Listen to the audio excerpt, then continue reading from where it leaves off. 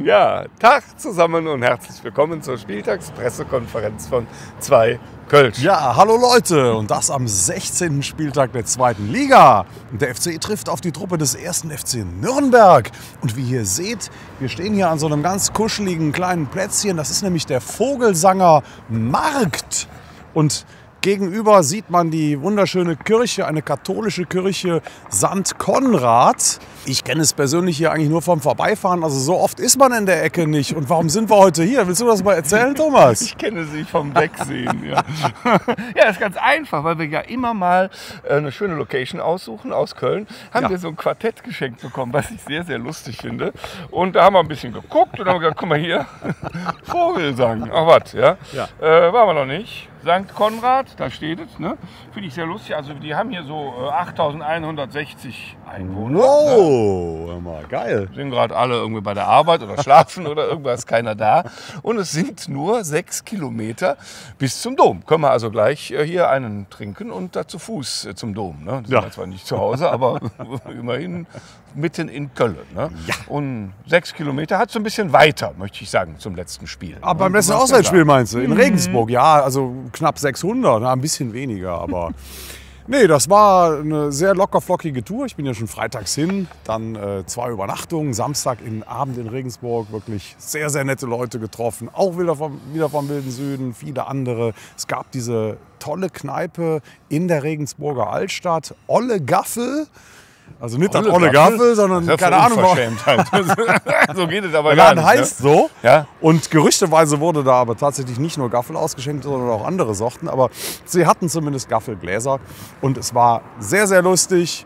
Und wir waren lange unterwegs und am nächsten Morgen ziemlich schlecht ausgeschlafen, als es dann zum Spiel nach Regensburg ging. Das Stadion liegt ja direkt an der Autobahn, an der A3. Also du kannst während des Spiels die Autobahn beobachten. Da blieb einem auch nicht viel anderes übrig, denn das Spiel hat ja nicht wirklich so viel hergegeben, was jetzt die Attraktivität anbelangte, aber was es hergegeben hat, das waren 3 geile Auswärtspunkte und für mich ist das auch das Allerwichtigste. Ja, ich wollte sagen, ich konnte auch vom Spiel aus die Autobahn sehen. Ja. Ich war nämlich vorher im Norden und wäre rechtzeitig zurückgekommen, wenn dann nicht eine Vollsperrung auf der A2 gewesen wäre. Das heißt, ich habe die Autobahn sehr gut gesehen während des Spiels, viel zu gut. Bin nicht mehr im Gaffel am Dom angekommen rechtzeitig. Also gar nicht mehr am Ende des Tages, weil ich da nur doof rumgestanden habe. Und im Radio hörte es sich so an, wie du gerade gesagt hast. Also es war jetzt, glaube ich, keine Augenweide. Insofern hat mir ja gar nichts gefehlt. Im Übrigen haben das ja auch viele geschrieben. Unter unsere letzten Posts bei Facebook und Instagram. Also eine riesige Diskussion tobt. Die einen sagen, das Wichtigste sind die 3 Punkte, dreckiger Sieg, geile Sache. Die anderen sagen, also du kriegst ja Augenkrebs, wenn du dir das angucken musst. Und es macht überhaupt keinen Spaß mehr, sich die Spiele des 1. FC Köln anzugucken. Ja. Also ich habe ja meine persönliche Meinung schon gesagt, aber die soll jetzt hier an der Stelle auch gar nicht mal so eine Rolle spielen, sondern wir versuchen jetzt in dieser PK mal herauszuarbeiten, wie man diese beiden Welten, die es ja gibt, also es gibt die Dirty World, wenn man so will, ne? Die Welt der dreckigen Siege und es gibt die schöne Welt, die wir ja auch kennengelernt haben am Anfang der Saison. Am Anfang waren wir Claudia Schiffer, ne? Allerdings ohne den Erfolg. Ja? Jetzt sind wir eher so der Karl Dall des Fußballs. Ja? Wir sind zwar sehr erfolgreich, das sieht aber scheiße aus. Ne? So, also vielleicht. Du dem aber auch weh, ja, nee, ne? das hat er schon gemerkt. Ja. Also, das ist so erfolgreich wie der ist, kann er das auch wegstecken, würde ich mal sagen. Ne? Also, die Frage ist jetzt, lassen wir uns am Auge operieren. Also, ich meine, kriegen wir irgendwie hin, dass man die ganze Sache dann trotzdem auch noch angucken kann. Also, vielleicht 2 Peng, 3 Peng.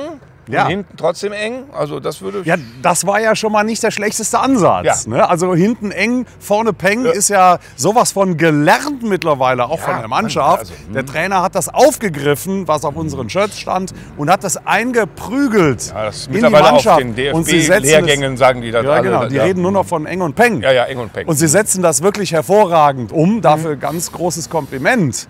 Aber wie kriegen wir die Scheiße jetzt übereinander? Also das ist die schöne Spielerei aus den ersten Wochen. Ich denke an das Spiel bei Fortuna Düsseldorf. Also wirklich grandios, wie der FC da aufgetreten ist. Die Düsseldorfer, die standen da und haben den Mund überhaupt nicht mehr zugekriegt. Ja, ja. So geil haben wir gespielt. Ja. Fangen uns dann aber in der 90. diesen dämlichen Ausgleich. Du kannst so geil sein, wie du willst. Das ist, also, tut mir leid. Das war nichts. Also das ist dann... Nee, weil wir sind mit einem Punkt nach Hause gefahren und ich weiß noch, wie sauer wir waren. Also da war die Rückfahrt aus Regensburg, so scheiße das Spiel war, 1000-mal angenehmer. Ja. Also wie kriegen wir es übereinander? Ja, also probieren. Ich glaube, man kann ein bisschen galliger nach vorne. Was uns ja ausgezeichnet hat am Anfang ist, dass du wirklich aus allen Rohren geschossen hast. Ja. Das machen wir jetzt nicht mehr. Wir sind so ein bisschen abwartender. Ich finde, das kann man dann doch wieder noch mal probieren und dann, glaube ich, klappt das auch. Also wir haben die Stabilität jetzt. Es kommt natürlich auch ein Haufen, wie soll ich sagen, Zuversicht kommt da rein. Das ist auch wichtig und je zuversichtlicher du bist, man muss mal überlegen. Wir haben vor ein paar Tagen noch gesagt, vor ein paar Spieltagen, die Saison ist ja fast zu Ende, es muss ein Wunder kommen. Und was wir jetzt erlebt haben, wenn man ehrlich ist, das ist ja schon Es war ein Wunder. Es ist ein Wunder. Ne? Ja. Also eine Serie, geil. Und die kann man jetzt ausbauen. Jetzt, ich meine, das Wunder, was war das große Wunder? Das war natürlich die Umstellung des Systems. Ja. Also ich kann mich erinnern, ich habe mal gesagt, wir brauchen einen starken Impuls. Eigentlich hatten wir daran gedacht, dass man auch über Trainer Impuls hatten wir schon. Ne? So, aber der Impuls war eindeutig der Systemwechsel. Aber man könnte natürlich jetzt hingehen und vielleicht auch wieder etwas variabler werden. Zum Beispiel erinnere ich mich an Situationen, wenn wir in Überzahl waren, zuletzt auch gegen Hannover. Ja, da hätte man auch früher dann auf Viererkette umstellen können oder einen Innenverteidiger rausnehmen und im eigenen Stadion die Offensive einfach früher stärken. Ja. So, und das ist für mich das Stellschräubchen, das wir jetzt auch gegen Nürnberg einsetzen können. Also vielleicht orientieren wir uns mal wieder ein bisschen offensiver, denn da kommt ja auch keine Übermannschaft. Die haben jetzt 5-mal hintereinander nicht gewonnen. Die haben 8:3 gewonnen gegen Regensburg. Da dachte man, okay, also a new star is born. Die haben übrigens einen Trainer, der mich an meine Kindheit erinnert. Ja. Aber wegen der komischen, es gab so ein Kinderlied, ne? Die Astronautin Erika Klose macht in die Hose. Da muss ich dran denken. Ne? Ist aber ist ja auch, die Erika. Ne? Ist aber ja auch ein super sympathischer Typ. Also auf den freue ich mich auch, den zu sehen. Wirklich eines der wenigen Gesichter im deutschen Fußball, wo ich immer sagen werde, der Typ ist charakterlich sowas von in Ordnung und echt ein netter Kerl. Aber wir wünschen ihm natürlich trotzdem die Pest an den Hals am Samstag, in die Hose am Sonntag, halt, um genau zu sein. Und also ich erhoffe mir, um das jetzt nochmal aufzugreifen, dass wir das Heft von vornherein in die Hand nehmen, vielleicht wieder ein bisschen offensiver starten. Und hinten sind wir mittlerweile wieder so sicher, dass wir vielleicht auch mit nur 2 Innenverteidigern ein gutes Spiel hinkriegen, oder? Und meine Zuversicht in den Trainer, das Trainerteam, ist auch extrem gewachsen seit der Zeit. Ne? Das heißt, ich glaube, die werden ihren Teil beisteuern und wir unseren. Und was wir beisteuern, das steht auf dem Shirt, ist ja logisch. Ne? 3 Kerzen. 3 Punkte! Die Jacke drunter ist auch ein bisschen spacker. Ne? Das ist so. Schön warm. Ach, schön warm. Ne? Herrlich. Nicht das Kölsch natürlich. Ne? 2 Kölsch. Auf 3 Punkte gegen die Nürnberger. Prösterchen, Leute. Na, was denn jetzt? 3 Kerzen, 2 Kölsch? Kommst ja. Die Kerzen aber bitte nicht im eigenen Strafraum. Ne? Nein. Und Bürotechnik ist kein Verbrechen. Ne? Also, ja. Da müssen wir uns ja noch mal bedanken für eigentlich, ne? Jetzt wo du sagst. Ja. Also für dieses super Feuerwerk anlässlich unseres 10-jährigen Jubiläums beim letzten Heimspiel. Danke. Ja. Also wirklich ganz großes Kino. Wir haben das sehr genossen, mal so im Mittelpunkt zu stehen mit der Kulisse. Ja.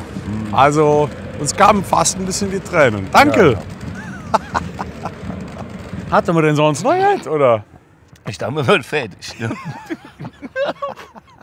Auch danke für all die Glückwünsche, die wir gekriegt haben. Also wirklich auf allen Kanälen. Wirklich super. Ja. Und danke für das Quartett. Mal gucken, wo es uns das nächste Mal hinschlägt. Ne? Tschüss, ihr Lieben. Wir sehen uns am Sonntag, 13:30 Uhr im Müngersdorfer Stadion. Macht's gut, Leute. Und zündet die 3. Kerze an. Ciao.